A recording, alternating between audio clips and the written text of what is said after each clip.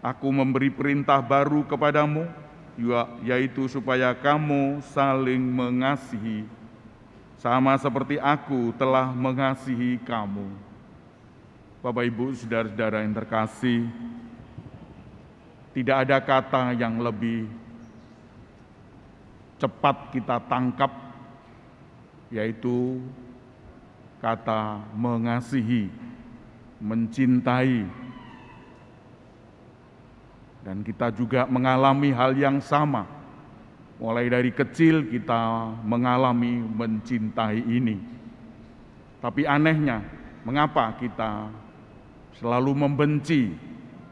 Mengapa kita selalu tidak akur dengan sesama kita? Bukankah ini melanggar mencintai itu sendiri? Bapak, Ibu, saudara-saudara yang terkasih, pada bulan Mei ini, 13 Mei yang lalu, peristiwa iman terjadi seperti kita ketahui bersama. Dan semua orang menghayatinya sebagai cinta kasih yang diberikan Tuhan kepada diri kita. Apakah diri kita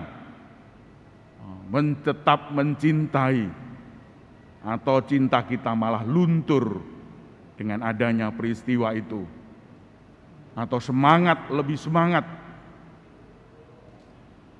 Bulan Mei ini memang banyak peristiwa-peristiwa. Tanggal 2, tanggal 3 Idul Fitri, dan itu masih berpanjang, Idul Fitri sampai akhir minggu. Lalu besok 16 Mei hari Waisak, 26 Mei kenaikan Tuhan Yesus. Nampaknya banyak peristiwa-peristiwa yang indah-indah. Tapi di lain itu ada peristiwa juga yang bulan Mei, 9 Mei di Jakarta, tragedi 9 Mei. Banyak hal yang lainnya. Bahkan di luar negeri pun juga ada. 13 Mei, yaitu Paus Yohanes Paulus II ditembak oleh Mehmet Ali Aka. 13 Mei. Penembakan ini sungguh luar biasa di tengah-tengah kerumunan audiensi di lapangan Santo Petrus, gereja di Vatikan. Dan gereja ini sungguh-sungguh menggemparkan berita ini. 4 peluru ditembakkan di Paus, 2 kena bersarang di ususnya, di jantung hampir usus, bagian tengah, 1 di sebelah kiri, 1 di sebelah kanan. Bapak, Ibu, saudara-saudara yang terkasih, ini peristiwa yang juga menggemparkan saat itu. Tapi Paus menunjukkan bahwa suatu ajaran Yesus di tengah-tengah tragedi ini, yaitu harus saling mencintai. Meskipun Mehmet agama Islam, tapi harus mencintai. 2 hal yang menarik di sini, dia mengampuni dosa-dosa Mehmet, dan juga dia mengunjungi dalam penjara itu, dan dia memberi berkat untuk Mehmet. Bapak, Ibu, saudara-saudara yang terkasih, kita sendiri mengalami hal ini. Kalau dicintai, dikasihi, rasanya hati ini besar. Kalau dicintai, banyak hal yang dapat kita lakukan. Tapi kalau tidak dicintai, dibenci, difitnah, rasanya ciut hati ini, kecil hati ini. Oleh karena itu, Bapak Ibu, kita diminta untuk saling mencintai. Dalam Injil hari ini juga diaturkan bahwa harus mencintai sesama. Aku memberikan perintah baru kepada kamu, yaitu supaya kamu saling mengasihi. Apa perintah baru ini? Mengapa dikatakan baru? Bukankah mencintai sudah umum? Baru karena letak barunya adalah mencintai tidak harus orang lain mencintai lebih dulu. Baru kita mencintainya, mengulurkan tangan. Kalau orang lain juga mengulurkan tangan. Tidak. Yesus mengalami beberapa kali hal ini.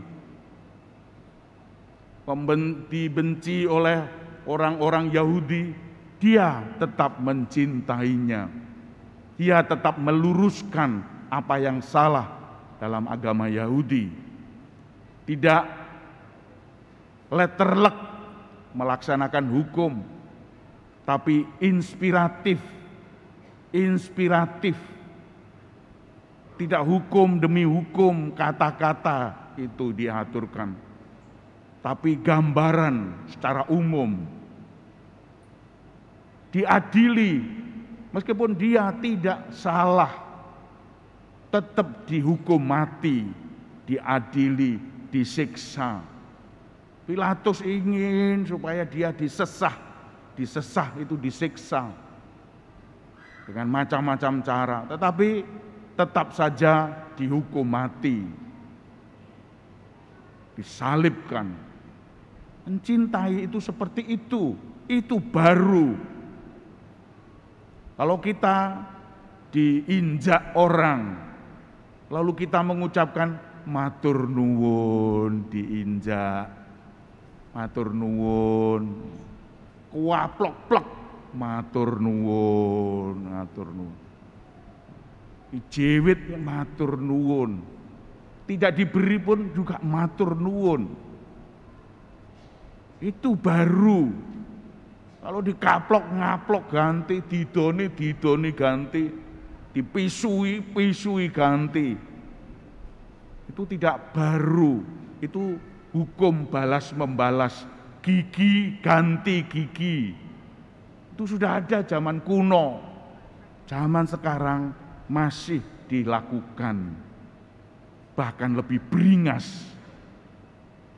Bapak Ibu saudara terkasih, bukan ajaran Kristus kalau ini. Anda bukan murid-murid Kristus kalau begitu. Maka Bapak Ibu saudara yang terkasih, mari kita wartakan sabda Tuhan, ajaran baru ini. Kalau kita mengendara sepeda mobil, tenang, santai, rileks. Disalib wong ya wis lah. Bebek nyalip lu, nyalip bebek. Tenang, santai. Tidak bebek nyalip bingung gitu. Nyalip kurang ajar. Tobruk tok mburi der lho. Ana apa rek? Oh ya wis gak apa-apa. Wong ditobruk ae lho. Gak gegeran di tengah lalu lintas padat, gegeran. Wow. Untuk apa? Toh juga tidak ada yang bingung kita, waktu kita telat dan seterusnya. Belum urusan polisi. Bapak Ibu saudara yang terkasih, mengapa harus dipertahankan ajaran-ajaran yang kuno semacam ini? Mengapa tidak yang baru? Karena emosi kita, karena gegabah kita, karena pikiran singkat kita, ingin menunjukkan kegagahan kita. Kilo aku iki lho, sapa sing wani? Ayo, mau, berani dengan saya. Kenapa harus begitu-begituan? Bapak Ibu, saudara-saudara yang terkasih, ajaran cinta kasih betul-betul lembut, santun bagi kita. Maka ajaran ini betul-betul baru bagi kita. Kalau kita ingin mencintai, lihatlah Yesus. Meskipun galak, tapi dia mencintai orang-orang yang ada di sana. Diluruskan, melaksanakan hukum Taurat tidak begitu. Kita harus menilai intinya, tidak letterleknya. Apa yang tertulis, tapi apa yang tersirat. Bukan yang tersurat, apa yang tersirat, inilah yang diaturkan. Maka harus lembut, gagah, tetapi tegas dalam prinsip, tapi luwes dalam tindakan kita. Bapak Ibu, saudara-saudara yang terkasih, kata-kata semacam ini sebetulnya sangat tidak aneh bagi kita. Sudah biasa, ini yang baru. Oleh karena itu, Bapak Ibu, saudara-saudara yang terkasih, marilah kita selalu menundukkan kepala bila ajaran cinta kasih ini dihembuskan pada diri kita. Suami istri mengajarkan semacam itu kepada anak-anaknya. Sabar nak, sabar nduk, sabar le, sabar. Tapi ya suami istri sendiri bertengkar. Suami istri bertengkar. Bukankah dulu juga sudah bertengkar lama pada waktu pacaran? Sekarang diulangi lagi. Mengapa harus diulangi lagi? Bukankah kita punya anak-anak menjadi cerminan orang tua yang bertindak yang baik?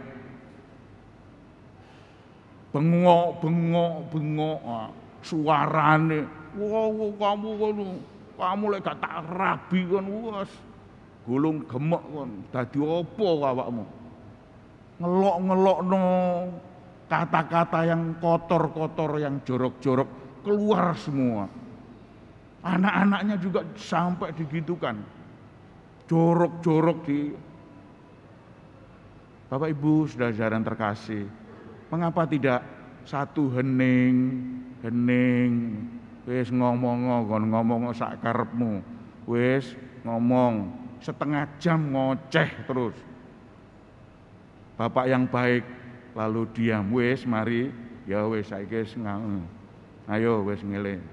Tidak perlu ngomong, meskipun sudah benar, Bapak ini sudah benar, tapi tidak perlu ngomong.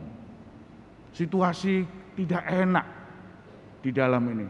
2, 3, 4 hari yang lain lalu mau boleh ngomong peristiwa yang lalu begini. Begitu cara untuk mendidik seseorang. Bapak Ibu, saudara-saudara yang terkasih, marilah kita hening sejenak, mengamalkan cinta kasih yang dibawa oleh Kristus. Cinta kasih ini baru bagi kita. Kalau kita tetap mencintai sesama kita tanpa apa-apa, seperti Mehmet tadi, seperti Paus tadi, kita betul-betul murid Kristus. Tuhan memberkati kita. Amin.